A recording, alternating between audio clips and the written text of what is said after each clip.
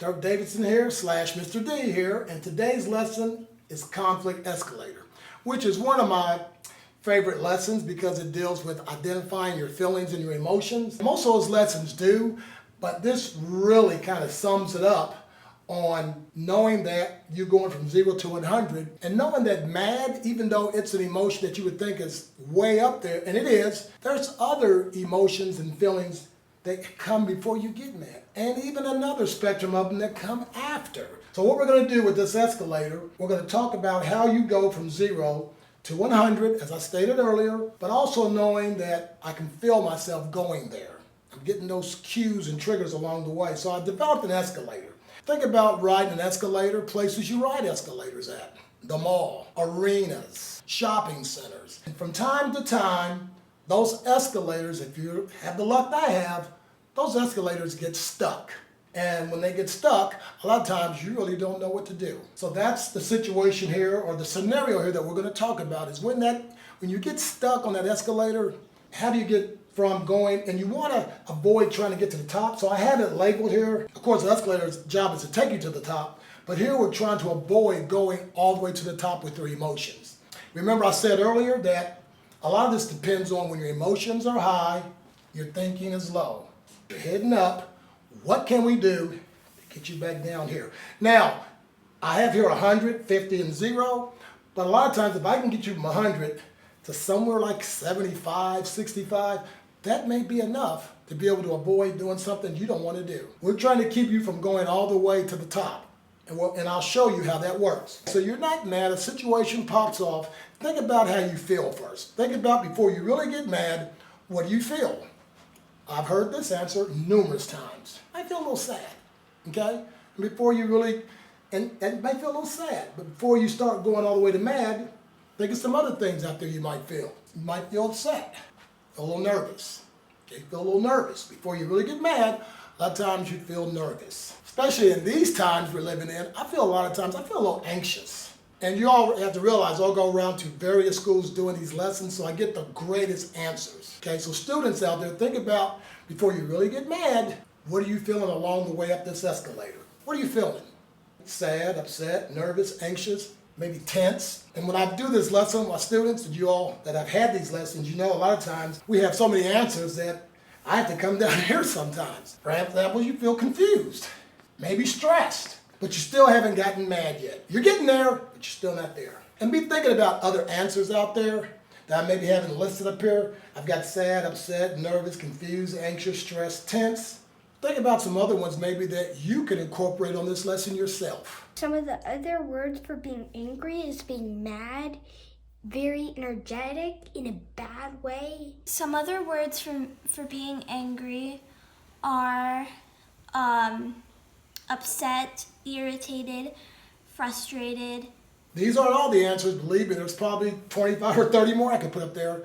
Be thinking about some of those that you go through before you really get mad. But once you get mad and you start going to that next level, what are some of your feelings? Maybe ticked. I'm ticked. What about heated?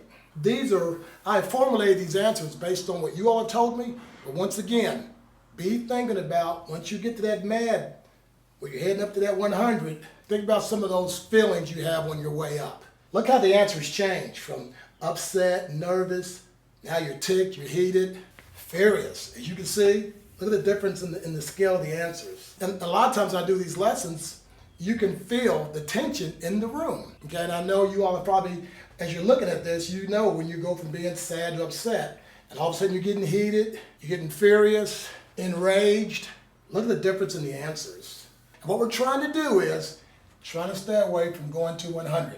Okay, because you all have told me in the past that when you get on 100, you feel like you want to fight, get violent, hurt other people. And that's a long way from just starting off a little sad to where you get to the point where you're being violent. You want to fight, you want to hurt somebody. Look at the difference in those range of emotions on your way up that escalator. Now, before you get this high, there are some factors. And one factor is you might be with your friends or some other students that don't handle conflict real well. That's not their cup of tea. They enjoy conflict. And if that's the scenario, then you're going to go from 0 to 100 because you're around a group of students or other folks that don't know how to handle conflict well. But the main one that I deal with a lot that keeps your escalator going up higher and higher is crowds.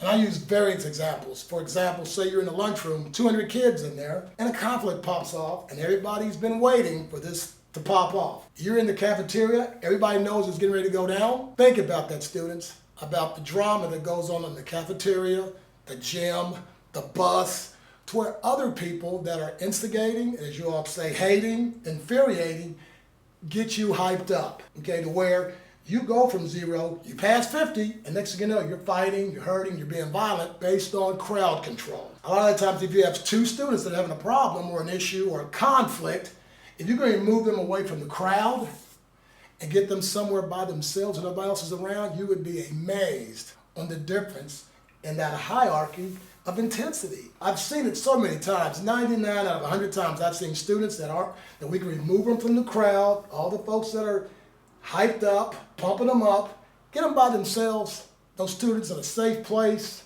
watch the difference in these emotions. It doesn't have the intensity. And that's the beautiful thing about dealing with conflict. If you can get somewhere safe, a safe place, away from all the haters, instigators, infuriators, and you know who I'm talking about, you can work these out. But you always got to remember, when your emotions are high, your thinking is low, and a lot of the time crowds, being around people that don't know how to handle conflict real well, a lot of the time you don't deal with conflict real well, and those are factors. Those are major factors. Something I've done to escalate a conflict is to argue back. Something I have done to escalate a conflict is to keep going about the argument that I would be in, or to make it bigger than what it seems like. One of the things that I've done to escalate a conflict is hurting somebody else's body. So the object is, and we're going to talk about that in the next lesson, the object is you've got to practice this. You got to know when you're going from 0, oh, I'm on about 50 now, I'm on my way to 75, I'm on my way up. Pause, hit the pause button. And it's not going to happen overnight. Think about that. Think about situations where you knew that you could have got out of it if you would have just realized that escalator is going on up. And I've got to get off some kind of way. I've got to hit that pause button. But what really is prominent here is how you can go from being upset to furious to fighting and hurting people like that. Kind of goes back to triggers and cues. With this escalator, just know there's most of the time on those apparatuses, there's a pause button. Okay, there's a pause button. And that's your cue to know I've got to at least get from here somewhere back down to here to at least I can think straight and maybe diffuse that situation. You may not diffuse it all the way, but at least you'll make a better decision. Some of my best strategies to de-escalate a conflict is to leave it alone. Usually I try to separate everybody and maybe take a break and then talk it out the day later or something. One way is to tell a teacher or an adult around you. But also there are plenty more. Some kids like you can discover. So just remember, you have a chance to hit that pause button. You have a chance to hit that reset button because you don't want to get up to where you're fighting and hurting and becoming violent, because then there's no do-overs, okay? There's no do-overs at this stage. Remember, hit that pause button before you get here, and you can handle a lot of those conflictive situations a lot better. It's not easy, but I think you can do it with practice.